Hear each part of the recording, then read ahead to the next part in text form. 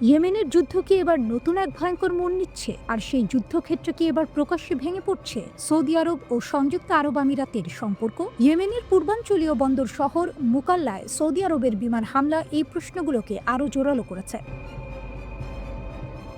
Saudi আরব দাবি করেছে, Mukalla বন্দরে সংযুক্ত আরব আমিরাতের ফুজাইরা বন্দর থেকে আসা একটি জাহাজে অস্ত্র ও সামরিক যান আনা হচ্ছিল। এই অস্ত্রগুলো নাকি ইয়েমেনের দক্ষিণাঞ্চলের বিচ্ছিন্নতাবাদী গোষ্ঠী সাউদার্ন ট্রানজিশন কাউন্সিল STC এর জন্য ছিল, যাদের পেছনে সরাসরি সমর্থন দিচ্ছে আমিরাত। এই কারণ দেখিয়ে সৌদি নেতৃত্বাধীন জোট মুকাল্লা বন্দরে বিমান হামলা চালায়। সৌদি সরকারের ভাষ্য অনুযায়ী এটি ছিল সীমিত ও নির্দিষ্ট লক্ষ্যভিত্তিক হামলা, যাতে সাধারণ মানুষ ক্ষতিগ্রস্ত না হয়। রাতের অন্ধকারে এই অভিযান চালানো হয় বলে জানানো হয়েছে।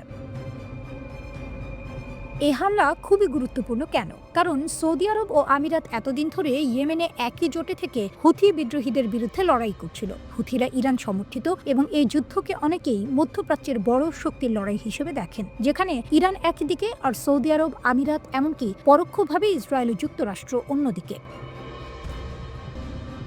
কিন্তু এখন সেই জোটের ভেতরে প্রকাশ্যে ফাটল দেখা যাচ্ছে। জাহাজ চলাচলের তথ্য বলছে যে জাহাজটি নিয়ে এত বিতর্ক, সেটি 22 ডিসেম্বর আমিরাতের ফুজাইরা বন্দরে ভিড়েছিল এবং পরে মুকাল্লায় পৌঁছায়। সামাজিক যোগাযোগ মাধ্যমে ছড়িয়ে পড়া ভিডিওতে দেখা যায় জাহাজে আসার পর নতুন সাঁজোয়া যান শহরের ভেতরে চলাচল করছে।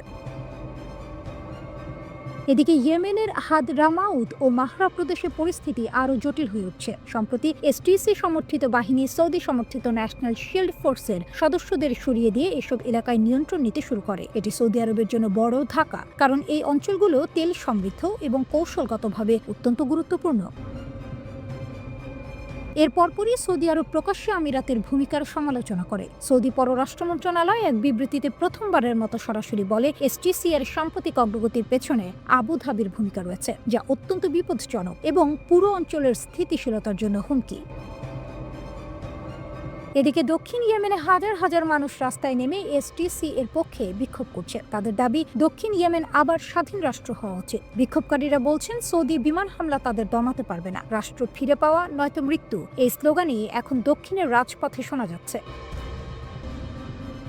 STC বলছে, তারা সৌদি আরবের ডি-এসকেলেশনের আহ্বান মানবে না। তাদের দাবি, তারা ইরান সমর্থিত হুথিদের সরবরাহ পথ বন্ধ করার জন্যই এই অভিযান চালাচ্ছে। তবে বাস্তবে দেখা যাচ্ছে এটি এখন সৌদি আরব ও আমিরাতের প্রভাব বিস্তারের লড়াইয়ে পরিণত হয়েছে।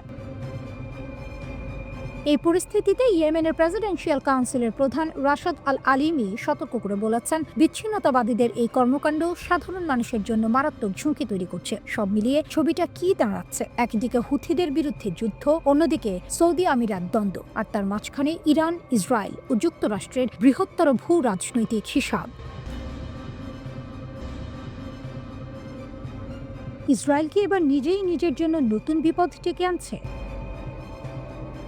লোহিত সাগরে ব্যর্থতার পর কি তারা এখন আরও বড় এক সংঘাতের দরজা খুলে দিল? এই প্রশ্নগুলোই এখন ঘুরপাক খাচ্ছে মধ্যপ্রাচ্য ও আফ্রিকার রাজনীতির কেন্দ্রে। কারণ 28 ডিসেম্বর ইসরায়েল হঠাৎ করে একটি বড় সিদ্ধান্ত নিয়েছে। তারা আফ্রিকার হর্ন অঞ্চলের বিচ্ছিন্ন ভূখণ্ড সোমালিল্যান্ডকে একটি স্বাধীন রাষ্ট্র হিসেবে আনুষ্ঠানিকভাবে স্বীকৃতি দিয়েছে। এতদিন জাতিসংঘ সহ বিশ্বের প্রায় সব দেশ সোমালিল্যান্ডকে সোমালিয়ার অংশ হিসেবেই দেখে আসছিল। এই সিদ্ধান্তের পরই তীব্র প্রতিক্রিয়া জানিয়েছে ইয়েমেনের শক্তিশালী প্রতিরোধ গোষ্ঠী হুথিরা। হুথি নেতা আব্দুল মালিক আল হুথি সরাসরি ঘোষণা করেছেন, সোমালিল্যান্ডে ইসরায়েলের যে কোনো উপস্থিতি, ঘাঁটি বা স্থাপনাকে তারা বৈধ সামরিক লক্ষ্যবস্তু হিসেবে দেখবে। এটা শুধু কূটনৈতিক হুঁশিয়ারি নয়, এটা কার্যত যুদ্ধের ঘোষণা। হুথিদের বক্তব্য কি? আব্দুল মালিক আল হুথির মতে, ইসরায়েলের এই পদক্ষেপ শুধু সোমালিয়ার সার্বভৌমত্বের বিরুদ্ধে নয়, বরং পুরো অঞ্চলের নিরাপত্তার জন্য হুমকি। তার ভাষায়, ইসরায়েল এই অঞ্চলে একটি ঘাঁটি তৈরি করে পুরো মধ্যপ্রাচ্য ও আফ্রিকার শক্তির ভারসাম্য বদলাতে চায়। তিনি আরো বলেন, ইসরায়েল এমন একটি রাষ্ট্র যার নিজেরই বৈধতা নিয়ে প্রশ্ন রয়েছে। সেই রাষ্ট্র কিভাবে অন্য কোনো ভূখণ্ডকে স্বাধীনতার স্বীকৃতি দেয়? এই বক্তব্যের পেছনে বড় একটি বাস্তবতা আছে। সোমালিল্যান্ডের অবস্থান অত্যন্ত কৌশলগত। এটি লোহিত সাগর ও এডেন উপসাগরের ঠিক পাশে, ইয়েমেনের একেবারে মুখোমুখি। এই অঞ্চল দিয়েই বিশ্বের বড় একটি অংশের বাণিজ্যিক জাহাজ চলাচল করে, আর এখানেই আসে হুথিদের শক্তির প্রসঙ্গ। গত কয়েক বছরে হুথিরা প্রমাণ করেছে তারা শুধু ইয়েমেনের ভেতরের একটি বিদ্রোহী গোষ্ঠী নয়, তারা দূরপাল্লার ব্যালিস্টিক মিসাইল ছুটতে পারে, ড্রোন দিয়ে শত শত কিলোমিটার দূরে আঘাত হানতে পারে, এমনকি বিশ্বের শক্তিশালী নৌবাহিনীর উপস্থিতি সত্ত্বেও লাল সাগরে জাহাজ চলাচল ব্যাহত করতে পারে।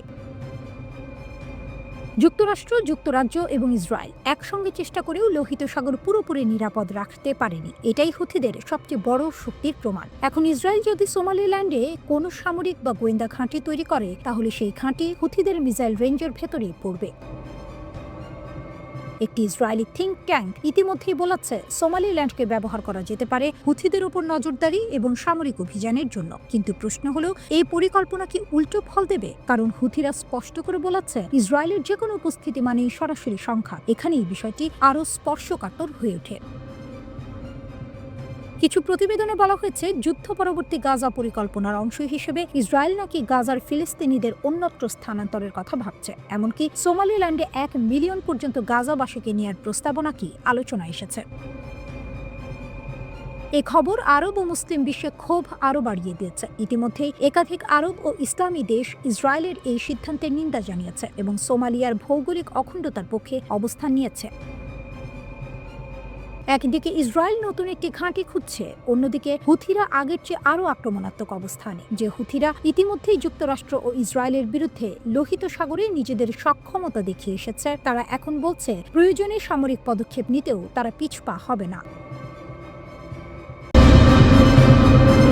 ইরানের বিশাল অ্যান্টি মোসাদ বাজেটের পর রাশিয়ার বড় বার্তা, বছর শেষে পশ্চিমাদের ল্যাভরভের কড়া চপেটাঘাত।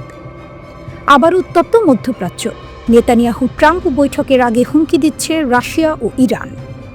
পেজিশকিয়ানের যুদ্ধ হুঁশিয়ারির পর ইরানের পাশে দাঁড়ালো মস্কো। 12 দিনের যুদ্ধের 6 মাস পর আবার কি ইসরায়েল ইরান সংঘাত? ইরান পূর্ণমাত্রার যুদ্ধের হুঁশিয়ারি দিতেই তেহরানের পাশে মস্কো। রাশিয়ার পররাষ্ট্রমন্ত্রী সার্গেই ল্যাভরভ আবারও ইরানের প্রতি মস্কোর সমর্থন পুনর্ব্যক্ত করেছেন। একই সঙ্গে তেহরান ও ওয়াশিংটনের মধ্যে পারমাণবিক উত্তেজনা দ্রুত বাড়ছে। ল্যাভরভ বলেন, পশ্চিমাদের অব্যাহত চাপ ও রাজনৈতিক ব্ল্যাকমেইলের পরও ইরান এখন পর্যন্ত অত্যন্ত সংযত ও পরিমিত অবস্থান নিয়েছে। রাশিয়ার রাষ্ট্রীয় সংবাদ সংস্থা তাসকে দেয়া বক্তব্যে ল্যাভরভ আরও বলেন, পশ্চিমাদের বারবার উস্কানির জবাবে ইরান উত্তেজনা বাড়ায়নি, বরং আলোচনায় বসার আগ্রহই প্রকাশ করেছে। রুশ পররাষ্ট্রমন্ত্রী সতর্ক করে বলেন, ইরানের বিরুদ্ধে শক্তি প্রয়োগের হুমকি দিয়ে ইসরায়েল যে সাম্প্রতিক বক্তব্য দিয়েছে তা গভীরভাবে উদ্বেগজনক এবং অত্যন্ত গুরুতর বিষয় হিসেবে দেখা উচিত। এই মন্তব্যগুলো আসে এমন এক সময় যখন ইরানের প্রেসিডেন্ট মাসুদ পেজিশকিয়ান দাবি করেছেন, ইরান বর্তমানে যুক্তরাষ্ট্র, ইসরায়েল ও ইউরোপের বিরুদ্ধে এক ধরনের পূর্ণমাত্রার যুদ্ধে জড়িয়ে আছে। ইরান কি পশ্চিমাদের সঙ্গে যুদ্ধে? পেজিশকিয়ান বলেন, আমার মতে আমরা এখন আমেরিকা, ইসরায়েল ও ইউরোপের সঙ্গে একটি পূর্ণাঙ্গ যুদ্ধে আছি। তারা চায় না আমাদের দেশ নিজের পায়ে দাঁড়াক। আমাদের প্রিয় সামরিক বাহিনী শক্ত হাতে তাদের দায়িত্ব পালন করছে। সরঞ্জাম ও জনবলের দিক থেকে সব সমস্যার পরও তারা ইসরায়েল ও যুক্তরাষ্ট্র যখন হামলা চালিয়েছিল, তাই যদি তারা আবার আক্রমণ করতে চায়, তাহলে স্বাভাবিকভাবেই আরও কঠোর ও দৃঢ় জবাবের মুখে পড়বে। এই মন্তব্যের মধ্যে ইসরায়েলের প্রধানমন্ত্রী বেনিয়ামিন নেতানিয়াহু ইরান ইসরায়েল যুদ্ধ শুরুর 6 মাস পূর্তি উপলক্ষে একটি এআই নির্মিত ভিডিও পোস্ট করেন। ভিডিওতে দেখা যায় নেতানিয়াহু যুক্তরাষ্ট্রের প্রেসিডেন্ট ডোনাল্ড ট্রাম্পের পাশে বসে আছেন একটি B-2 স্টেলথ বোমারু বিমানের ভেতরে, যা দুই দেশের সামরিক সমন্বয়ের প্রতীকী প্রদর্শন। এদিকে নেতানিয়াহুর সঙ্গে প্রেসিডেন্ট ট্রাম্পের বৈঠক হওয়ার কথা রয়েছে। এই বৈঠকের আলোচ্য সূচিতে ইরান যে অন্যতম প্রধান বিষয় হবে তা প্রায় নিশ্চিত। উল্লেখ্য, চলতি বছরের শুরুতে ইসরায়েল ইরানের পারমাণবিক ও সামরিক স্থাপনায় হামলা চালায়। এর ফলেই জুন মাসে শুরু হয় 12 দিনের রক্তক্ষয়ী সংঘাত। পরবর্তীতে যুক্তরাষ্ট্র এই অভিযানে যুক্ত হয় এবং ইরানের 3টি পারমাণবিক স্থাপনায় বোমা হামলা চালায়। শেষ পর্যন্ত যুদ্ধ থামাতে একটি যুদ্ধবিরতি নিয়ে আলোচনা হয়। এই সংঘাতের কারণে ওমানের মধ্যস্থতায় চলা যুক্তরাষ্ট্র ইরান পারমাণবিক আলোচনাও বন্ধ হয়ে যায়। ফলে ইরানের পারমাণবিক কর্মসূচি নিয়ে কূটনৈতিক প্রচেষ্টা স্থবির হয়ে পড়ে। এর পাশাপাশি সেপ্টেম্বর মাসে ফ্রান্স, জার্মানি ও যুক্তরাজ্য আবারও জাতিসংঘের নিষেধাজ্ঞা পুনর্বহাল করে। এই 3 দেশ ইরানের পারমাণবিক কর্মকাণ্ড নিয়ে চলমান উদ্বেগের কথা উল্লেখ করে।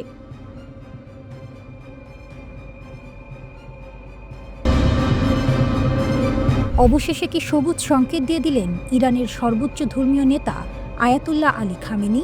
ইরান কি সত্যিই পারমাণবিক ওয়ারহেড তৈরির পথে হাঁটছে? এই প্রশ্নটাই এখন ঘুরছে ইসরায়েলের মাথায়। কারণ সাম্প্রতিক সময়ে একের পর এক এমন তথ্য সামনে আসছে যা ইঙ্গিত দিচ্ছে ইরানের পারমাণবিক কর্মসূচি হয়তো এক নতুন আরও বিপজ্জনক ধাপে ঢুকে পড়েছে। সাম্প্রতিক এক বক্তব্যে ইরানের আণবিক শক্তি সংস্থার মুখপাত্র বেহরুজ কামালভান্দি বলেছেন, পারমাণবিক বোমা তৈরি করা খুব কঠিন কিছু নয়, বরং পারমাণবিক বিদ্যুৎ কেন্দ্র বানানোর চেয়েও এটা সহজ। এই একটি বক্তব্যই যথেষ্ট ছিল ইসরায়েল, যুক্তরাষ্ট্র এবং ইউরোপের দেশগুলোর কপালে চিন্তার ভাঁজ ফেলতে। কেন? কারণ এতদিন ধরে ইরান বলে আসছিল তাদের পারমাণবিক কর্মসূচি শুধুই শান্তিপূর্ণ, বিদ্যুৎ উৎপাদনের জন্য। কিন্তু এখন যদি প্রকাশ্যে বলা হয় বোমা বানানো সহজ, তাহলে সন্দেহ আরও গভীর হয়। এর মধ্যেই ইতালির একটি গবেষণা সংস্থা দাবি করেছে চলতি বছরের অক্টোবর মাসেই খামেনি নাকি কম্প্যাক্ট পারমাণবিক ওয়ারহেড তৈরির অনুমোদন দিয়েছেন। এই ওয়ারহেড নাকি ব্যালিস্টিক মিসাইলে ব্যবহার করার পরিকল্পনা রয়েছে। এই তথ্য পরে যুক্তরাজ্য ভিত্তিক সংবাদ মাধ্যম ইরান ইন্টারন্যাশনাল প্রকাশ করে। এখানে বড় প্রশ্ন হলো খামেনি হঠাৎ কেন এমন সিদ্ধান্ত নেবেন? কারণটা খুঁজতে গেলে আমাদের যেতে হবে জুন মাসের সেই 12 দিনের যুদ্ধে। ইরান ও ইসরায়েলের মধ্যে সরাসরি সংঘর্ষ মধ্যপ্রাচ্যের শক্তির ভারসাম্য পুরোপুরি নাড়িয়ে দেয়। এই যুদ্ধের পর ইরানের ভেতরে বিশেষ করে আইআরজিসি বা রিভলিউশনারি গার্ডের শীর্ষ কর্মকর্তারা দীর্ঘদিনের দাবি আরও জোরালোভাবে তুলেছেন ইরানের নিজের পারমাণবিক অস্ত্র দরকার। এতদিন খামেনি এই বিষয়ে বাধা দিয়ে এসেছিলেন, কিন্তু যুদ্ধের অভিজ্ঞতা নাকি তার অবস্থান বদলে দিয়েছে, এমনটাই দাবি করছে ওই গবেষণা সংস্থা। এরপর আরেকটি গুরুত্বপূর্ণ প্রশ্ন সামনে আসে। ইসরায়েল ও যুক্তরাষ্ট্র বলছে তারা ইরানের পারমাণবিক স্থাপনায় বড় ক্ষতি করেছে, কিন্তু বাস্তবে কি ইরানের পারমাণবিক কর্মসূচি ধ্বংস হয়েছে? আন্তর্জাতিক পরমাণু শক্তি সংস্থা বা IAEA এর প্রধান রাফায়েল গ্রসি বলেছেন, না। গ্রসির মতে ইরানের পারমাণবিক স্থাপনাগুলো কিছুটা ক্ষতিগ্রস্ত হলেও সবচেয়ে গুরুত্বপূর্ণ বিষয়টি অক্ষত রয়েছে, আর সেটা হলো সমৃদ্ধ ইউরেনিয়াম। তার ভাষায় ইরানের কাছে থাকা অধিকাংশ সমৃদ্ধ ইউরেনিয়াম এখনও নিরাপদেই আছে, আর এটাই সবচেয়ে বড় উদ্বেগের কারণ। তাহলে প্রশ্ন আসে, ইউরেনিয়াম গেল কোথায়? গ্রসি পরিষ্কার করে বলেছেন, ইরানের পারমাণবিক কর্মসূচি 1 বা 2টি স্থাপনায় সীমাবদ্ধ নয়। দেশ জুড়ে ছড়িয়ে আছে বহু অবকাঠামো, গবেষণা কেন্দ্র এবং সক্রিয় পারমাণবিক বিদ্যুৎ কেন্দ্র। এমনকি রাশিয়ার সহায়তায় নতুন বিদ্যুৎ কেন্দ্র তৈরির পরিকল্পনাও চলছে। মানে দাঁড়াচ্ছে, একাধিক স্থাপনায় হামলা করলে ইরানের পারমাণবিক সক্ষমতা শেষ হয়ে যায় না। এর মধ্যেই ইরান আরেকটি বড় দাবি করেছে। তারা বলছে তাদের প্রকৃত মিসাইল শক্তির পুরোটা এখনও প্রকাশই করা হয়নি। ইরানের সেনাবাহিনীর জ্যেষ্ঠ মুখপাত্র ব্রিগেডিয়ার জেনারেল আবুল ফজল শেখার্চি দাবি করেছেন, ইরানি ফাতা মিসাইল ইসরায়েলের আকাশ প্রতিরক্ষা ব্যবস্থা ভেদ করতে সক্ষম হয়েছে। এমনকি যুক্তরাষ্ট্রের উন্নত থার্ড সিস্টেমও নাকি এসব মিসাইল ঠেকাতে ব্যর্থ হয়েছে। তার দাবি অনুযায়ী 12 দিনের যুদ্ধে ইরানি মিসাইলগুলো পরিকল্পিতভাবে নির্দিষ্ট লক্ষ্যবস্তুতে আঘাত হেনেছে, কোনো এলোমেলো হামলা নয়।